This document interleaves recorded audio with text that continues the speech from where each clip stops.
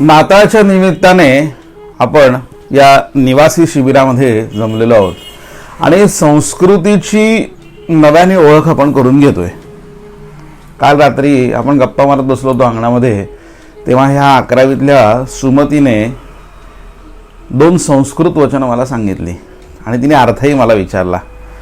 तिला म्हटलं उद्या आपण सगळ्यांसोबत बोलूया. माझा काही तो अगदी लगेच सांगेल असंही नव्हता, म्हणून मी बघितलं, वाचलं, विचार केला आणि आपण त्याच्यावरती बोलतोय. तेव्हा सोशल मीडियाचा अतिवापर किंवा गैरवापर असं म्हणेन मी तुम्हाला. फार तर काही जण फार करताना दिसतात. सकाळी उठल्यापासून रात्री अगदी झोपेपर्यंत, म्हणजे सकाळ झाली की तो मोबाईल हातात घ्यायचा आणि झोपेपर्यंत अगदी फक्त कॉपी पेस्ट करायचं आणि सगळ्यांना तर करायचं 1 to 1, पण तेच मेसेज त्या समोरही पाठवायचे. आणि ह्याच्यात आघाडीवरती कोण असतील तर ज्येष्ठ नागरिक. काही विचार करायचा नाही, आहे सहज झालं आपलं, शहानिशा करायची नाही आणि ते पाठवून द्यायचे. असं एकंदरीत ते वचन बघून मला वाटलं. असो, श्लोक म्हणजे असा आहे की अनाहुत प्रविशती अपृष्टो बहुभाषते अविश्वस्ते विश्वसती मूढचेता नराधमः. अतिशय सुंदर असा श्लोक तिने तो सांगितला होता. हा श्लोक केवळ एखाद्या व्यक्तीवरती टीका करणारा नाही, तर मानवी स्वभावावर आरसा धरून पाहणारा आहे. आजच्या काळात आपण पाहतो, ऐकतो आणि अनुभवतो, तेव्हा असं वाटतं की हा श्लोक कैक वर्षापूर्वी, हजारो शेकडो वर्षांपूर्वी रचला असला तरी तो आजच्याच समाजासाठी, आजच्या काळासाठी सांगितलेला आहे. न बोलवता जिथे आपला अधिकार नाही तिथे प्रवेश करणारा, कोणी विचारले नसतानाही सतत बोलत राहणारा, जिथे विश्वास ठेवू नये तिथेही अंधपणे विश्वास ठेवणारा आणि स्वतःची बुद्धी न वापरता वागणारा मनुष्य हा मूढ बुद्धीचा असा नराधम ठरतो.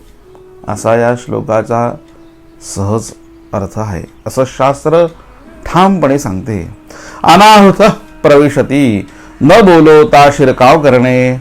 आज आपण कुणाच्या वैयक्तिक आयुष्यात, कुणाच्या घरगुती प्रश्नात, पती-पत्नींच्या नात्यात, पालक आणि मुलांच्या निर्णयात, अगदी कार्यालयीन कामात सुद्धा, ऑफिसमध्ये जे काही कामं असतात तिथे सुद्धा न विचारता हस्तक्षेप करतो.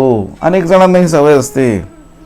आपल्याला वाटतं की आपलं मत फार महत्वाचं आहे, पण संस्कृती आपल्याला शिकवते की जिथे बोलवले नाही तिथे शहाणपणाने थांबणे हेच खरे संस्कार आहेत. जायचं नाही तिथे बोलवलं नाही म्हटल्यानंतर.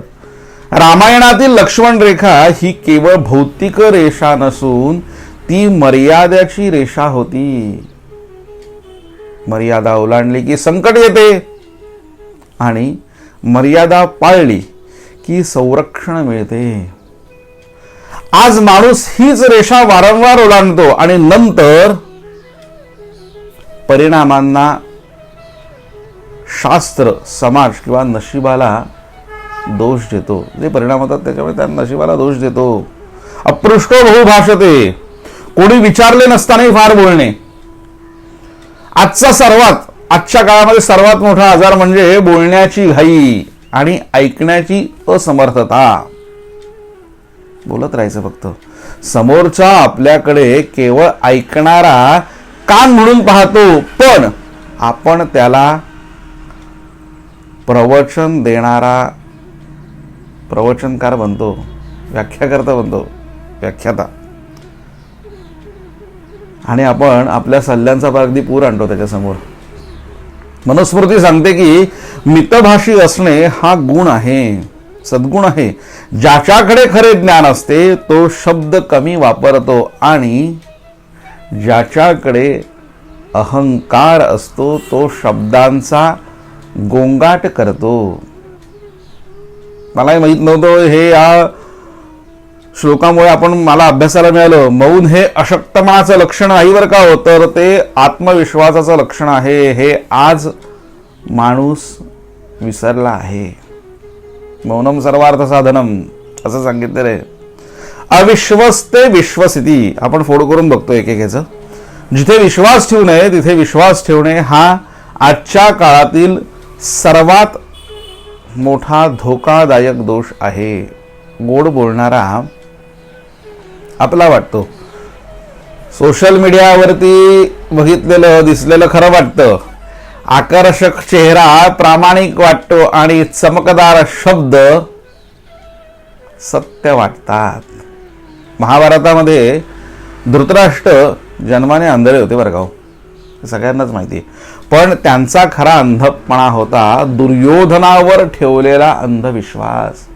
हा त्यांचा खरा अंधपणा होता. विश्वास हा महान गुण आहे, पण विवेकशून्य विश्वास हा विनाशाचं कारण ठरतो. बुद्धी, अनुभव आणि विचार यांच्या गाळणीतून केला गेलेला विश्वासच टिकतो.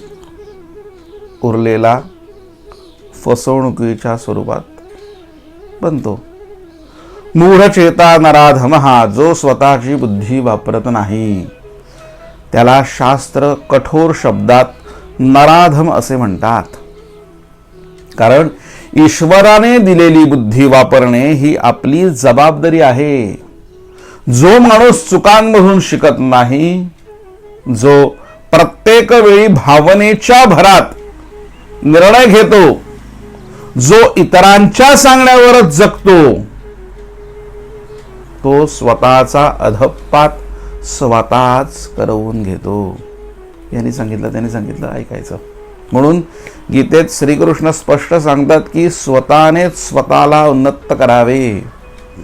दुसरा कोणीही आपल्याला वाचवायला येणार नाही. माझा मुलगा येईल, माझी मुलगी येईल, माझा अमुक येईल, तमुक येईल असं अजिबात नाही. जर आपण स्वतः विचार करायला तयार नसू तर सज्जन हो, हा श्लोक आपल्याला कुणावरही बोट दाखवायला सांगत नाही बरं का, तर स्वतःकडे आरसा धरायला सांगतो.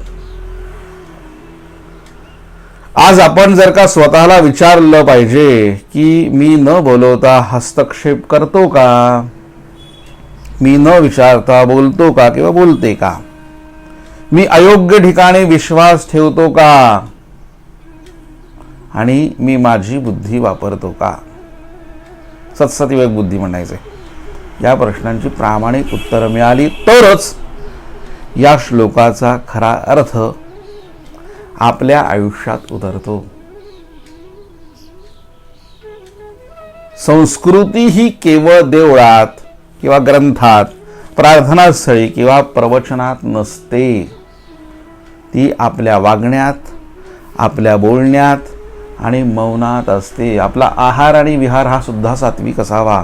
मर्यादा, मौन आणि मंथन हेच सुज्ञ माणसाचं असे खरे अलंकार सांगितले आहेत. आणि जो हे अलंकार अंगीकारतो तोच खऱ्या अर्थाने श्रेष्ठ असा मानव ठरतो. हा झाला पहिल्या श्लोकाचा अर्थ. दुसरा श्लोक जर का बघायचं झालं तर यथा चित्तं तथा वाचो, यथा वाचस् तथा क्रियाः, चित्ते वाची क्रियायांच साधू नामे करूपदा. सुमतीने फार सुंदर श्लोक आपल्याला हे सांगितले बरं का, अभ्यास करायला दिलेले. हा श्लोक माणसाच्या चारित्र्याचा गाभा सांगणारा आहे. माणसाचं मन जसं असतं तशीच त्याची वाणी असते, आणि वाणी जशी असते तशाच त्याच्या कृती सुद्धा असतात. सूक्ष्म तुम्ही निरीक्षण केलं तर आपल्याला लक्षात येईल, आपल्या आजूबाजूला अशी माणसं असतात, आणि ज्या ठिकाणी मन, वाणी आणि कृती यात एकरूपता असते तेच खरे साधू, तेच खरे सज्जन, तेच खरे चारित्र्यवान मानले जातात. नाहीतर करायचं एक आणि वागायचं वेगळंच बोलतात असतात अशी लोक. हा श्लोक आपल्याला धर्म, अध्यात्म किंवा संन्यास यांची व्याख्या देत नाही, तर तो आपल्याला माणूस कसा असावा ह्याची ओळख करून देतो. आजच्या युगातला थोडक्यात असं म्हणेन मी तुम्हाला, सर्वात मोठा प्रश्न म्हणजे दांभिकपणाचा आहे. मनात एक, बोलण्यात दुसरं आणि कृतीत भलतं तिसरंच असं असतं. हे जणू समाजात स्वाभाविक झालेलं आहे. माणूस बोलतो फार गोड बरं का, अगदी गोडगोड बोलणार, पण मनात कटुता ठेवतो. गोड गोड गोड बोलायचं आणि मनात वेगळेच विचार. सार्वजनिक व्यासपीठावर नीतीची भाषा करतो, पण वैयक्तिक आयुष्यात तडजोडीचं चारित्र्य ठेवतो. सूक्ष्म निरीक्षण करायचं असतं या सगळ्या गोष्टींचं मी तुम्हाला म्हटलं तसं. अशा वेळी हा श्लोक आपल्याला थांबवतो आणि विचारतो, तुझं चित्त काय सांगतं, तुझी वाणी काय सांगते आणि तुझी कृती काय दाखवते. कारण ह्या तिन्हीत विसंगती असेल तर तो माणूस किती मोठा असला तरी तो साधू ठरत नाही. आपण परत मी म्हटलं तसं फोड करून बघूया. यथा चित्तम तथा वाचो, मन जसं तशी वाणी. ज्याच्या मनात शांतता आहे त्याची वाणी आपोआप संयत होते. ज्याच्या मनात अहंकार आहे त्याच्या शब्दात तो डोकावतोच, दिसून येतो. तो मनाला फसवता येत नाही, ते शब्दातून बाहेर पडतंच. म्हणूनच आपल्या शास्त्रांनी वाणीवरती संयम ठेवायला सांगितलं आहे. कारण वाणी ही मनाची किंवा मनाचा आरसा असतो असं म्हणेन मी तुम्हाला, प्रतिबिंब. जी व्यक्ती सतत नकारात्मक, कटू किंवा खोटं बोलते तिचं मन आतून कसं असेल ह्याचा विचार करण्याची गरज आपल्याला पडत नाही, गरज उरत नाही. सतत खोटं. यथा वाचस तथा क्रियाहा. वाणी जशी तशी कृती. शब्द जर प्रामाणिक असतील तर कृती सुद्धा प्रामाणिकच असते. पण शब्द जर केवळ दिखावा असतील तर कृती सुद्धा कधीच त्याला साथ देत नाही. म्हणूनच समाजात अनेक लोक बोलतात, खूप बोलतात, पण करतात मात्र फार कमी. आश्वासनं भरपूर देतात, भरपूर आश्वासनं द्यायची, पण प्रत्यक्ष काम शून्य. अशा लोकांना शास्त्र ओळखतं आणि स्पष्ट सांगतं, जिथे शब्द आणि कृती यात अंतर आहे तिथे विश्वास टिकत नाही. विश्वास अजिबात तिथे टिकत नाही. चित्ते वाची क्रिया यांच साधू नामेक रूपता. साधू कोण? जो अंगावर भगवे कपडे घालतो तो साधू नव्हे बरं का हो. जो कपाळावर टिळा लावतो, माळा घालतो किंवा मोठमोठे श्लोक सांगतो, मोठमोठी वचनं सांगतो, मोठमोठे शास्त्राधार सांगतो, तो साधू नसतो. साधू तो आहे ज्याचं मन जे सांगतं तेच तो बोलतो आणि तेच तो करतो. नाहीतर सांगायचं भरपूर आणि तिकडे मागे काहीतरी कृती वेगळीच, पैसे फक्त आले पाहिजेत. त्याचं बाह्य आणि अंतःकरण वेगळं नसतं. म्हणूनच खरा साधूपणा हा देखाव्यात नसून एकरूपतेमध्ये आहे. एकरूपता फार महत्वाची आहे. रामायणामध्ये भगवान श्रीरामांचं जर का आपण चरित्र बघायला गेलो, आपण रामायण सिरियल सगळ्यांनी बघितलेली आहे, तर त्यांच्या शब्दात, विचारात आणि कृतीत कधीही विसंगती दिसत नाही.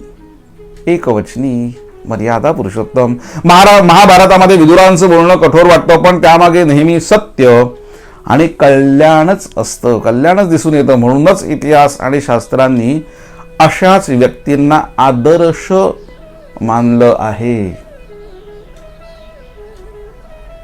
आज आपण स्वतःला विचारलं पाहिजे, आपल्या मनालाच हा प्रश्न करायचा सकाळी उठल्यानंतर, आपण जे बोलतो ते करतो का?